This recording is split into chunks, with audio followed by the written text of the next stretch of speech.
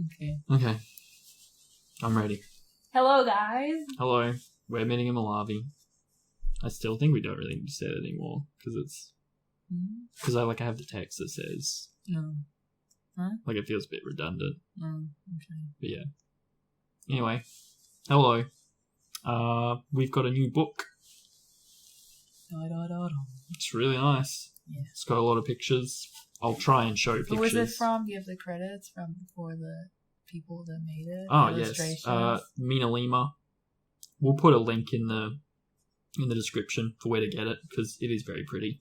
They only made the first book. So. We're not sponsored by them. We just think it's nice.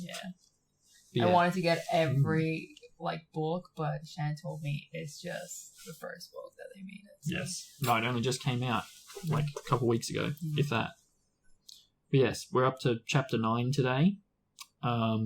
It's also Molavi's birthday today. Yay! Happy birthday. Thank you. Are we allowed to reveal age? Yeah. I'm still young. Yeah, so but do you want to tell them? Yes. I'm going to know you tell me. No, do you want to lie? You can tell them anything. I'm 65. Oh, okay. I thought you were going to go younger. Why would I do that? I don't know. I would. Okay, I'm 21 now. Ooh. It's a good age. Shan thinks I'm still a baby. No, I'm still a baby. Old. I'm old, Shan. Okay. Chapter 9. The Midnight Duel. The pages feel good too. Yeah. Harry had never believed he would meet a boy he hated more than Dudley, but that was before he met Draco Malfoy. Still, first-year Gryffindors only had potions with the Slytherins, so they didn't have to put up with Malfoy much, or at least they didn't until they spotted a notice pinned up in the Gryffindor common room, which made them all groan. Flying lessons would be starting on Thursday, and Gryffindor and Slytherin would be learning together. Ugh. Typical, said Harry darkly. Just what I always wanted, to make a fool of myself on a broomstick in front of Malfoy. He had been looking forward to learning to fly more than anything else. You don't know you'll make a fool of yourself, said Ron reasonably. Anyway, I know Malfoy's always going on about how good he is at Quidditch, but I bet that's all talk. Malfoy certainly did talk about flying a lot. He complained loudly about first years never getting in the house Quidditch teams, and told long, boastful stories which always seemed to end with him narrowly escaping muggles in helicopters. He wasn't the only one, though. The way Seamus Finnegan told it, he'd spent most of his childhood zooming around the countryside on his broomstick. Even Ron would tell anyone who'd listen about the time he'd almost hit a hang glider on Charlie's old broom. Everyone from wizarding families talked about Quidditch constantly. Ron had already had a big argument with Dean Thomas, who shared their dormitory, about football. Ron couldn't see what was exciting about a game with only one ball, where no one was allowed to fly. Harry had caught Ron prodding Dean's poster West Ham football team, trying to make the players move. Neville had never been on a broomstick in his life, because his grandmother had never let him near one. Privately, Harry felt she'd had a good reason, because Neville managed to have an extraordinary number of accidents even with both feet on the ground. Hermione Granger was almost as nervous about flying as Neville was. This was something you couldn't learn by heart out of a book. Not that she hadn't tried. At breakfast on Thursday, she bored them all with stupid flying tips she'd got out of the library book called Quidditch Through the Ages. Got it. We got it. Neville was hanging on to her every word, desperate for anything that might help him hang on to his broomstick later, but everybody else was very pleased when Hermione's lecture was interrupted by the arrival of the post. Harry hadn't had a single letter since Hagrid's note, something that Malfoy had been quick to notice. Of course, Malfoy's eagle owl was always bringing him packages of sweets from home, which he opened gloatingly at the Slytherin table. A barn owl brought Neville a small package from his grandmother. He opened it excitedly and showed them a glass ball the size of a large marble, which seemed to be full of white smoke. It's a remembrall, he explained. Gran knows I forget things. This tells you if there's something you've forgotten to do. Look, you hold it tight like this, and if it turns red... Oh. His face fell, because the remembrall had suddenly glowed scarlet. You've forgotten something. Neville was trying to remember what he'd forgotten when Draco Malfoy, who was passing the Gryffindor table, snatched the remembrall out of his hand. Harry and Ron jumped to their feet. They were half hoping for a reason to fight Malfoy, but Professor McGonagall, who could spot trouble quicker than any teacher in the school, was there in a flash. "What's going on?"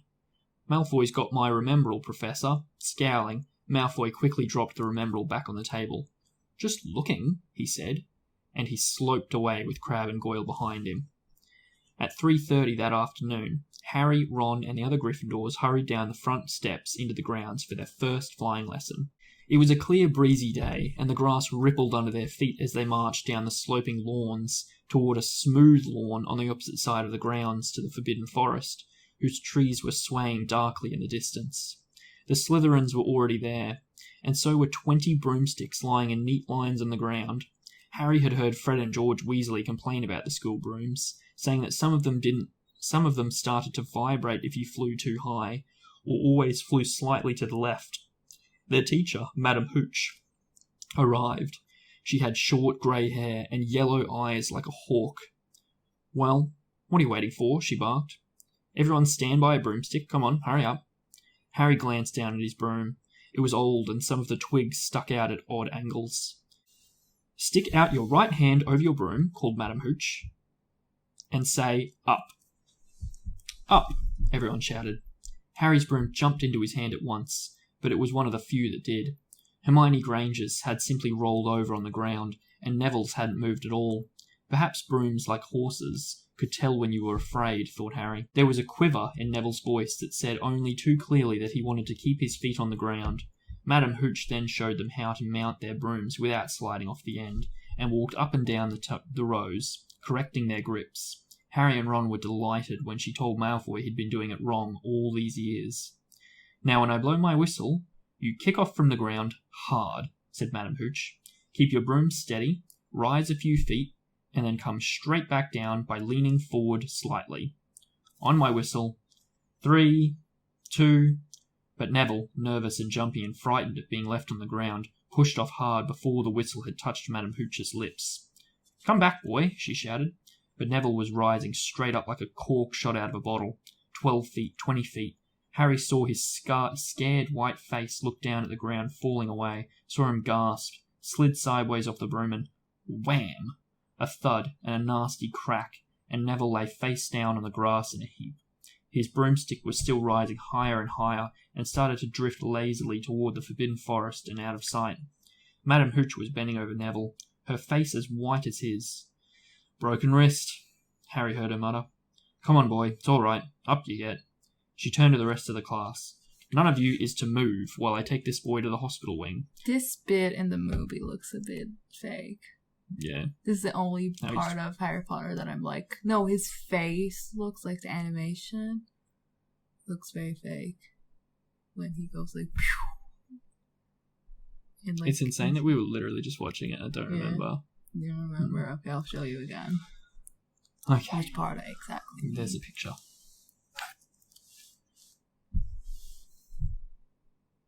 Looks cool.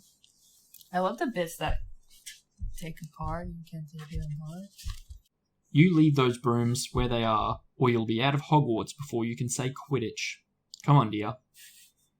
Neville, his face tear-streaked, clutching his wrist, hobbled off with Madame Hooch, who had her arm around him. No sooner were they out of earshot than Malfoy burst into laughter. "Did you see his face? The great lump." The other Slytherins joined in. "Shut up, Malfoy," snapped Parvati Patil. "Ooh, sticking up for Longbottom," said Pansy Parkinson, a hard-faced Slytherin girl. "Never thought you'd like a fat little crybaby, Parvati." "Look," said Malfoy, darting forward and snatching something out of the grass. "It's that stupid thing Longbottom's Gran sent him." The Remembrall glittered in the sun as he held it up. "Give that here, Malfoy," said Harry quietly. Everyone stopped talking to watch. Malfoy smiled nastily. "I think I'll leave it somewhere for Longbottom to collect. How about up a tree?" "Give it here," Harry yelled, but Malfoy had leapt onto his broomstick and taken off. He hadn't been lying. He could fly well. Hovering level with the topmost branches of an oak, he called, "Come and get it, Potter." Harry grabbed his broom. "No," shouted Hermione Granger. "Madame Hooch told us not to move. You'll get us all into trouble." Harry ignored her. Blood was pounding in his ears. He mounted the broom and kicked hard against the ground, and up, Up he soared. Air rushed through his hair, and his robes whipped out behind him, and in a rush of fierce joy, he realized he'd found something he could do without being taught. This was easy. This was wonderful. He pulled his broomstick up a little to take it even higher, and heard screams and gasps of girls back on the ground, and an admiring whoop from Ron. Yeah, the girls are like, ooh, but Ron's like, ooh. Ron really loves it. He turned his broomstick sharply to face Malfoy in midair. Malfoy looked stunned. Give it here, Harry called, or I'll knock you off that broom. Oh yeah, said Malfoy, trying to sneer, but looking worried. Harry knew somehow what to do. He leant forward and grasped the broom tightly in both hands, and it shot towards Malfoy like a javelin. Malfoy only just got out of the way in time. Harry made a sharp, about turn and held the broom steady. A few people below were clapping. No Crabbe and Goyle up here to save your neck, Malfoy, Harry called. The same thought seemed to have struck Malfoy. Catch it if you can, then, he shouted, and he threw the glass ball high into the air and streaked back towards the ground. Harry saw, as though in slow motion, the ball rise up in the air and then start to fall. He leant forward and pointed his broom handle down. Next second he was gathering speed in a steep dive, racing the ball. Wind whistled in his ears, mingled with the screams of people watching. He stretched out his hand. A foot from the ground he caught it, just in time to pull his broom straight, and he toppled gently onto the grass with the Remembrall clutched safely in his fist. Okay, it's a bit different in the book. But you remember in the movie how far Malfoy throws it? Yeah. It's like a professional gridiron player. He throws it like 100 meters, like a little glass ball. Like, I couldn't throw that like 20 meters because it was just like... Yeah. It's ridiculous. Harry Potter! His heart sank fast and then he dived. Professor McGonagall was running towards them. He got to his feet trembling. Never in all my time at Hogwarts. Professor McGonagall was almost speechless with shock, and her glasses flashed furiously. How dare you? Might have broken your neck. It wasn't his fault, Professor. Be quiet, Miss Patil. But Malfoy, that's enough, Mr. Weasley. Potter, follow me now. Harry caught sight of Malfoy, Crabbe, and Goyle's triumphant faces as he left, walking numbly in Professor McGonagall's wake as she strode toward the castle. He was going to be expelled. He just knew it. He wanted to say something to defend himself, but there seemed to be something wrong with his voice. Professor McGonagall was sweeping along without even looking at him. He had to jog to keep up. Now he'd done it. He hadn't even lasted 2 weeks. He'd be packing his bags in 10 minutes. What would the Dursleys say when he turned up on their doorstep? Up the front steps, up the marble staircase, inside, and still Professor McGonagall didn't say a word to him. She wrenched open doors and marched along corridors with Harry trotting miserably behind her. Maybe she was taking him to Dumbledore. He thought of Hagrid, expelled but allowed to stay on as gamekeeper. Perhaps he could be Hagrid's assistant. His stomach twisted as he imagined it, watching Ron and the others becoming wizards while he stomped around and carried Hagrid's bag. Professor McGonagall stopped outside the classroom. What did you say? His stomach what? What happened to his stomach? His stomach twisted. I felt like... He got knots. No, you know what? I thought it means like, he got like butterflies, like he got happy about doing it. I was like, what? Hagrid's and then I was like, oh, okay. He felt bad for it. I mean, he does like Hagrid, so... Yeah, but... It's probably better than going to the Dursleys. Mm-hmm. In fact, I think I'd rather be Hagrid's assistant than... Instead of like being a muggle. Best wizard of the whole Hogwarts. Which one would you rather to be? An assistant or... Just literally anything with magic would be nice. Yeah, true. Yeah. Professor McGonagall stopped outside a classroom. She opened the door and poked her head inside. Excuse me, Professor Flitwick. Could I borrow wood for a moment? Wood, thought Harry, bewildered. Was wood a cane she was going to use on him? But wood turned out to be a person. A burly fifth-year boy who came out of Flitwick's class looking confused. Follow me, you two, said Professor McGonagall, and they marched up and down the corridor, Wood looking curiously at Harry. In here, Professor McGonagall pointed them into a classroom which was empty except for Peeves, who was busy writing rude words on the blackboard. Out, Peeves, she barked. Peeves threw the chalk into the bin, which clanged loudly, and he swooped out cursing. Professor McGonagall slammed the door behind him and turned to face the two boys. Potter, This is Oliver Wood. Wood, I found you a seeker. Wood's expression changed from puzzlement to delight. Are you serious, Professor? Absolutely, said Professor McGonagall crisply. The boy's a natural. I've never seen anything like it. Was that your first time in a broomstick, Potter? Harry nodded silently. He didn't have a clue what was going on, but he didn't seem to be being expelled, and some of the feeling started to come back to his legs. He caught that thing in his hand after a 50-foot dive, Professor McGonagall told Wood. Didn't even scratch himself. Charlie Weasley couldn't have done it. Wood was now looking as though all his dreams had come true at once. Ever seen a game of Quidditch, Potter? He asked excitedly. Wood's captain of the Gryffindor team, Professor McGonagall explained. He's just the build for a Seeker too, said Wood, now walking around, Harry and staring at him. Light, speedy. We'll have to get him a decent broom, Professor. A Nimbus 2000 or a clean sweep, I'd say. I shall speak to Professor Dumbledore and see if we can't bend the first-year rule. Heaven knows we need a better team than last year. Flattened in that last match against Slytherin. I couldn't look Severus Snape in the face for weeks. Professor McGonagall peered sternly over his glasses at Harry. I want to hear you're training hard, Potter, or I may change my mind about punishing you. Then she suddenly smiled. Your father would have been proud, she said. He was an excellent Quidditch player himself. You're joking. It was dinner time. Harry had just finished telling Ron what had happened when he'd left the grounds with Professor McGonagall. Ron had a piece of steak and kidney pie halfway to his mouth, but he'd forgotten all about it. Seeker, he said. The first years, never. You must be the youngest house player in about a century, said Harry, shoveling pie into his mouth. He felt particularly hungry after the excitement of the afternoon. Wood told me. Ron was so amazed, so impressed, he just sat and gasped at Harry. I start training next week, said Harry. Only, don't tell anyone. Wood wants to keep it a secret. Fred and George Weasley now came into the hall, spotted Harry and hurried over. Well done, said George in a low voice. Wood told us. We're on the team too. Beaters. I tell you, we're going to win that Quidditch Cup for sure. What's this beaters? year. You'll find out. I've never noticed. They just hit crap. They hit the bludgers. Mm. You can read that. Yeah, I will actually. We haven't That was won. a birthday present. Happy birthday again. No. Happy birthday. Thank you. Where am I tell you, we're going to win that Quidditch Cup for sure this year, said Fred. We haven't won since Charlie left, but this year's team is going to be brilliant. You must be good, Harry. Wood was almost skipping when he told us. Anyway, we've got to go. Lee Jordan reckons he's found a new secret passageway out of the school.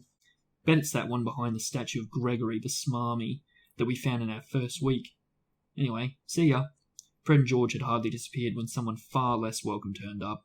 Malfoy, flanked by Crabbe and Goyle. Having a last meal, Potter? When are you getting the train back to the Muggles? You're a lot braver now. You're back on the ground and you've got your little friends with you, said Harry coolly. There was, of course, nothing at all little about Crabbe and Goyle, but as the high table was full of teachers, neither of them could do more than crack their knuckles and scowl. I'd take you on any time on my own, said Malfoy. Tonight, if you want. Wizard's duel. Wands only. No contact. What's the matter? Never heard of a wizard's duel before, I suppose. Of course he had, said Ron, wheeling around. I'm his second. Who's yours? Malfoy looked at Crabbe and Goyle, sizing them up. Crabbe, he said. Midnight all right? We'll meet you in the trophy room. That's always unlocked. When Malfoy had gone, Ron and Harry looked at each other. What's a wizard's duel? Said Harry. What do you mean you're my second? Well, a second's there to take over if you die, said Ron casually, getting started at last on his cold pie. Catching the look on Harry's face, he added quickly, but people only die in proper duels. You know, with real wizards. The most you and Malfoy will be able to do is send sparks at each other. Neither of you knows enough magic to do any real damage. I bet he expected you to refuse anyway. And what if I wave my wand and nothing happens? Throw it away and punch him on the nose, Ron suggested. Excuse me? They both looked up. It was Hermione Granger. Can't a person eat in peace in this place, said Ron. Hermione ignored him and spoke to Harry. I couldn't help overhearing what you and Malfoy were saying. Bet you could, Ron muttered. And you mustn't go wandering around the school at night. Think of the points you'll lose Gryffindor if you're caught. And if you're bound to be, it's really very selfish of you. And it's really none of your business, said Harry. Goodbye, said Ron. Oh, cold. All the same, it wasn't what you'd call the perfect end of the day. Harry thought as he lay awake much later listening to Dean and Seamus falling asleep. Neville wasn't back from the hospital wing. Ron had spent all evening giving him advice such as, if he tries to curse you, you'd better dodge it, because I can't remember how to block them. There was a very good chance they were going to get caught by Filch or Mrs. Norris, and Harry felt he was pushing his luck, breaking another school rule today. On the other hand, Malfoy's sneering face kept looming up out of the darkness. This was his big chance to beat Malfoy face to face. He couldn't miss it. 11:30, Ron muttered at last. We'd better go. They pulled on their dressing gowns, picked up their wands and crept across the tower room, down the spiral staircase and into the Gryffindor common room. A few embers were still glowing in the fireplace, turning all the armchairs into hunched black shadows. They had almost reached the portrait hole when a voice spoke from the chair nearest them. I can't believe you're going to do this, Harry. A lamp flickered on. It was Hermione Granger, wearing a pink dressing gown and a frown. You, said Ron furiously. Go back to bed. I almost told your brother, Hermione snapped. Percy, he's a prefect. He'd put a stop to this. Harry couldn't believe anyone could be so interfering. Come on, he said to Ron. He pushed open the portrait of the fat lady and climbed through the hole. Hermione wasn't going to give up that easily. She followed Ron through the portrait hole, hissing at them like an angry goose. Don't you care about Gryffindor?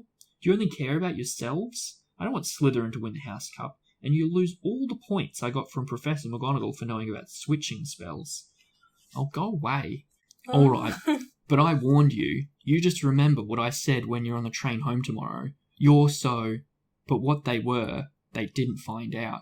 Hermione had turned to the portrait of the fat lady to get back inside, and found herself facing an empty painting. The fat lady had gone on a nighttime visit, and Hermione was locked out of Gryffindor Tower. Now what am I going to do, she asked shrilly. That's your problem, said Ron. We've got to go. We're going to be late. They hadn't even reached the end of the corridor when Hermione caught up with them. I'm coming with you, she said. You are not.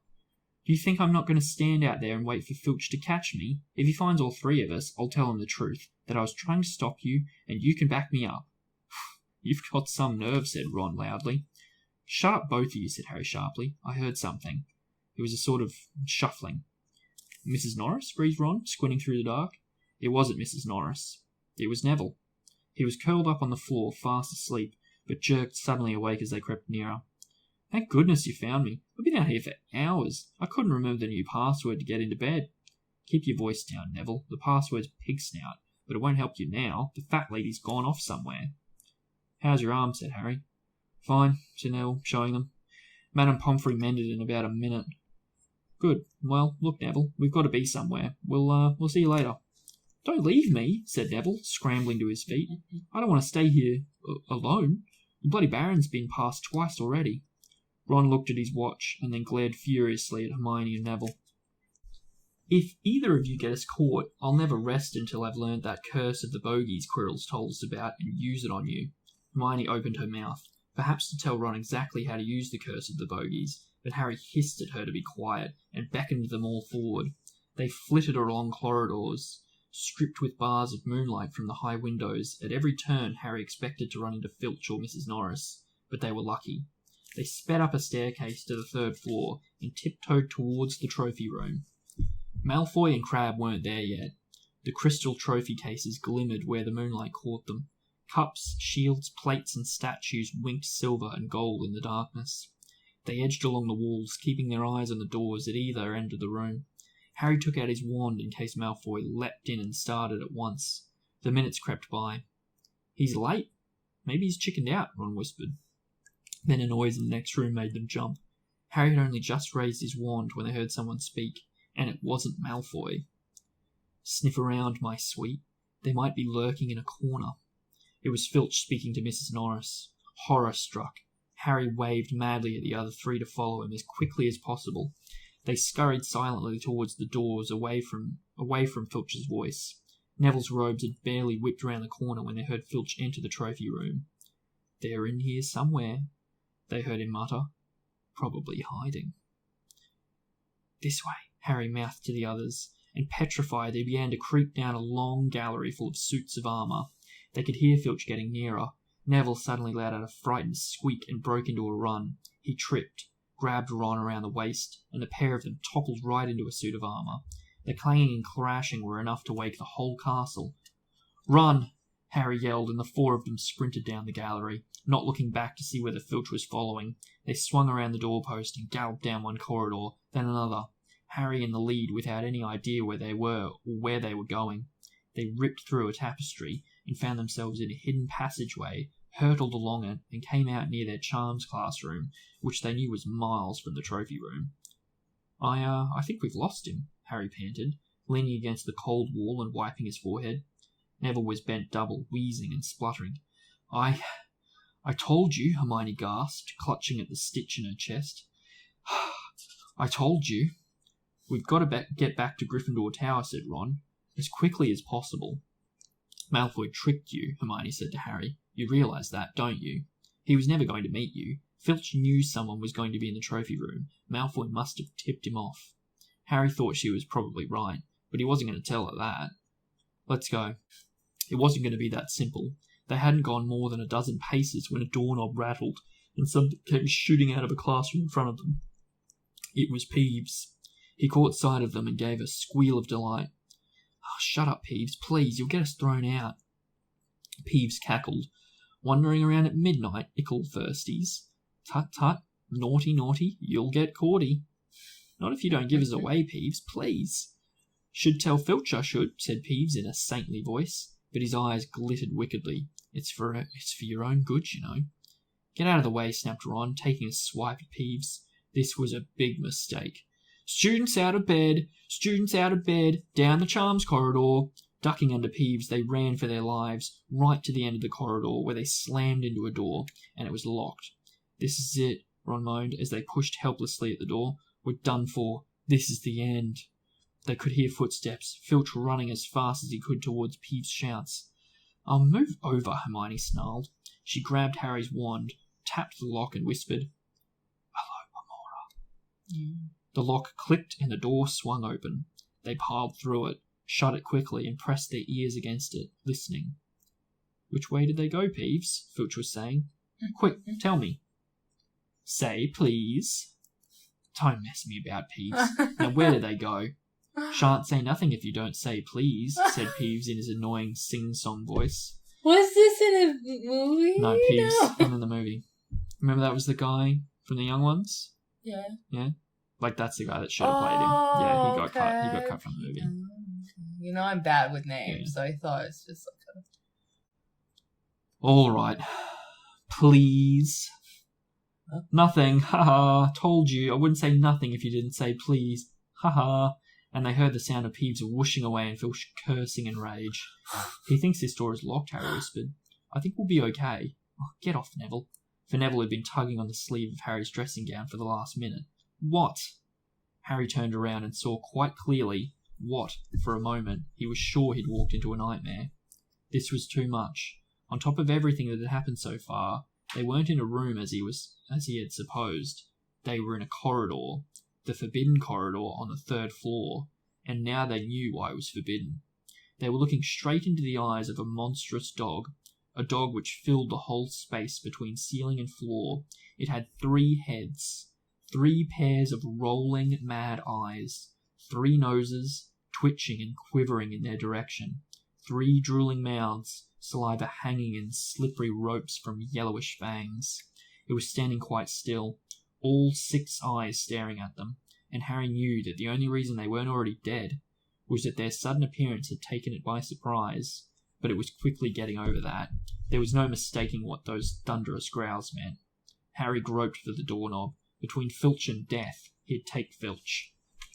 They fell backwards. Harry slammed the door shut, and they ran. They almost flew back down the corridor. Filch must have hurried off to look for them somewhere else, because they didn't see him anywhere, but they hardly cared.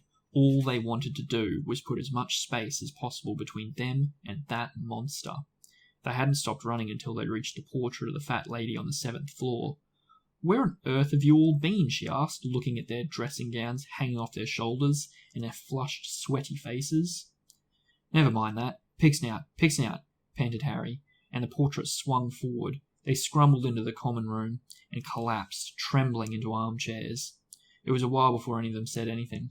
Neville, indeed, looked as though he'd never speak again. "What do you think they're doing, keeping a thing like that locked up in a school?" said Ron finally. "If any dog needs exercise, that one does." Hermione had got both her breath and her bad temper back again. "You don't use your eyes, any of you, do you?" she snapped. "Didn't you see what it was standing on?" "The floor?" Harry suggested. "I wasn't looking at its feet. I was too busy with its heads." No, not the floor. It was standing on a trap door. It's obviously guarding something." She stood up, glaring at them. "I hope you're pleased with yourselves. We all could have been killed, or worse, expelled. Now, if you don't mind, I'm going to bed." I love how expelled is worse for her than dying. Worse, expelled. Ron stared after her, his mouth open. "No, we don't mind," he said. "You'd think we dragged her along, wouldn't you?"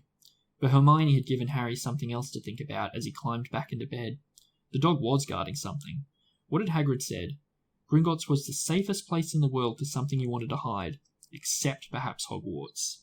It looked as though Harry had found out where the grubby little package from Vault 713 was. That's a chapter. Oh. That was a short one. Fluffy? Do you remember when you first watched it and you went like, not the first time, but like a couple of times that we watched the first one, you went like, "Oh, if I was them, I would go like, doo-doo." Yeah, okay. Yeah, he's just a big puppy. That growls on you and eat your head off. Yeah, no, but like we know that music calms him down, so Yeah, that's cute. Just whistle to him or something. That'll probably work. Yeah, I feel like I don't know. It was an action-packed chapter, but I don't think much actually happened. So cool. I feel like I'm advertising the book now. Buy this book. Buy this book. It's good. I recommend it. I don't get any money out of it, but I'll buy it. Seriously, look at the drawings. It's beautiful. We care about art, so this is important. We're both professional artists, obviously. Yeah. Maybe you. I'm like a shitty artist. Whoa. It's beautiful. Yeah, that's all I can say about this chapter. I mean, most of the chapter didn't happen in the movies. Yeah. It was obviously the duel. Small part. The duel obviously didn't happen at all. And Malfoy's, Yep.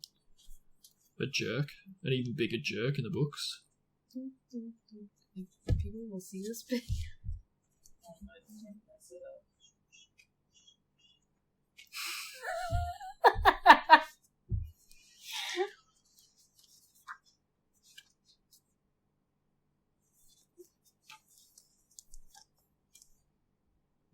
Are these pictures from chapters we've already read? Yes. Yeah, I was about to say. It's chapter 7, No and spoilers. then this is 8. Yeah.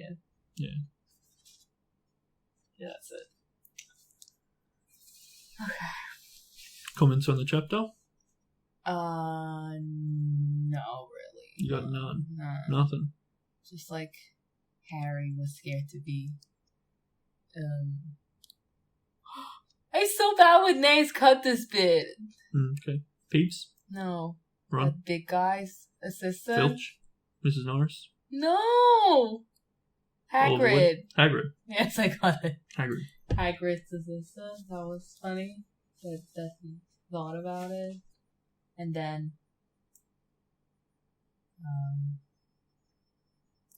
Professor McGonagall was very impressed with Harry's flying, and he was like, "Oh, I'll change the rules." That's pretty nice.